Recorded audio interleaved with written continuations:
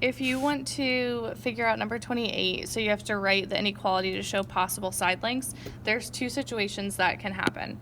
So the first situation is that 25 could be the middle side length, and we know that for triangles, the smaller two sides have to add up and be more than the third. So I set this one up so that 12 is the smallest, 25 is the middle, and then x is the third side, which is the largest. And so when I add those together, I get 37. The second situation with that is that 25 could be the largest side. So that setup would look like this. So 12 is the smallest, x is the middle, and then 25 is the largest. If I solve this one, I would subtract 12 on both sides. So x would have to be greater than 13. And so if I want to write an inequality, x has to be greater than 13, but less than 37. So any side length in that range would work. The next problem says list the angles of the triangle in order from smallest to largest. So you're going to pick out the smallest side, which is 26, and that side is across from the smallest angle, which is angle A. And then the next smallest is 29, which is across from C. And then that leaves the largest side across from the largest angle, B. The next problem is really similar, just works in the reverse order. So if you want the shortest side, you're going to look for the smallest angle. The smallest angle is 54, which is across from this side here. This side's name is either FE or EF. If I want to find the sum of interior angles of a nonagon, nonagon means 9.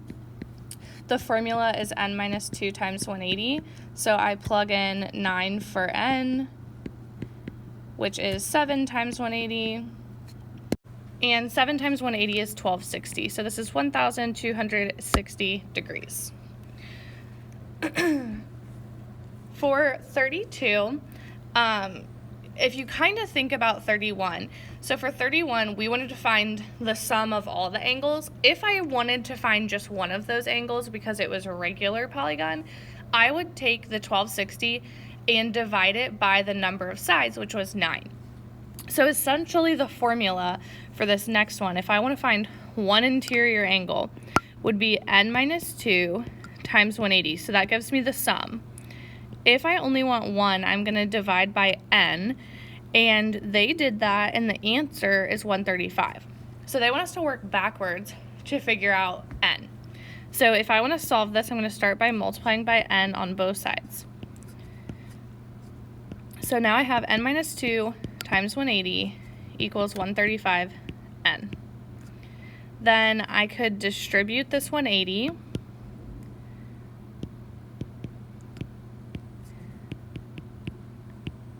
And then I could subtract 180 from both sides. And so now I have negative 360 equals negative 45n. And I would divide by negative 45 on both sides. So n equals 8. So this would just be an octagon. For 33, it says find the sum of the exterior angles of a 25gon. So the sum of the exterior angles for any polygon is just 360. For 34, if I just want one exterior angle, I do 360 divided by however many sides there are, and so that would just be 18 degrees for each angle. For number 35, it's a kite, so a couple things we know, and they're marked, is that these two are congruent, so A is going to be 10. We know that these bottom two sides are congruent, and so E is 18. The diagonals of a kite are perpendicular, so B is 90. That makes this other side 90 as well. The angles are bisected by the vertex or the vertex angles are bisected, so this would be 40. And then if I wanted to solve for D, I could do 90 plus 40, which is 130. 180 minus 130 is 50. So I was just using this triangle to solve for D. And then you can do a really similar thing down at the bottom to find angle C. So if I'm looking here, those vertex angles get bisected. So I know that this angle is also 25 degrees. Again, the diagonals are perpendicular, so that's a right angle. So I have 90 plus 25, which is 115. And then 180 minus 115 is 65. So C is 65 degrees.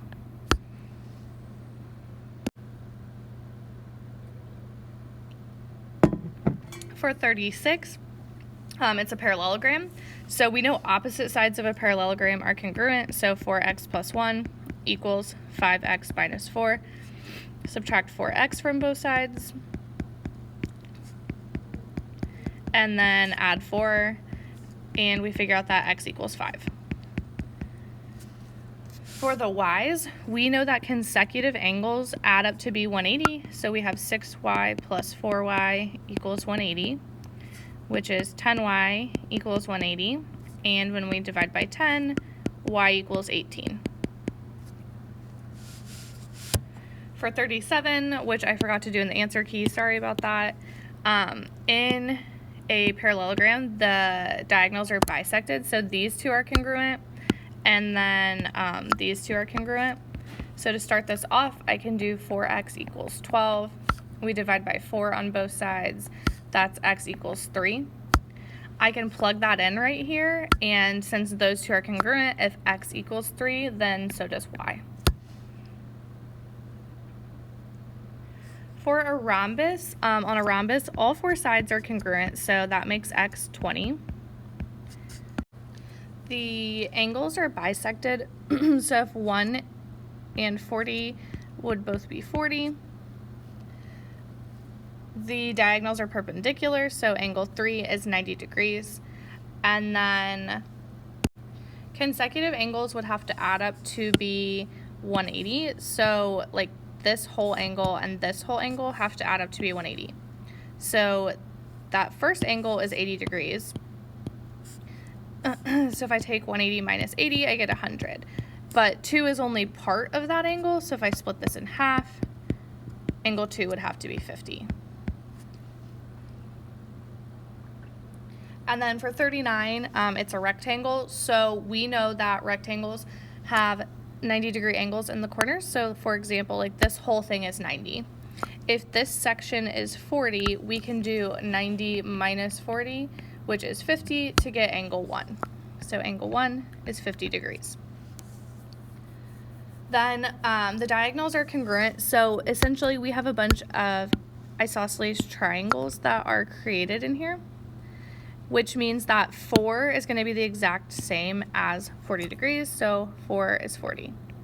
And then if I just keep using that same triangle I highlighted, I have 2 angles that are 40, that's 80 total. And then the triangle should add up to be 180, so if I subtract, I get 100. For angle 3, again, these two together have to add up to be 90 degrees, and so if 4 is 40, then 3 has to be 50.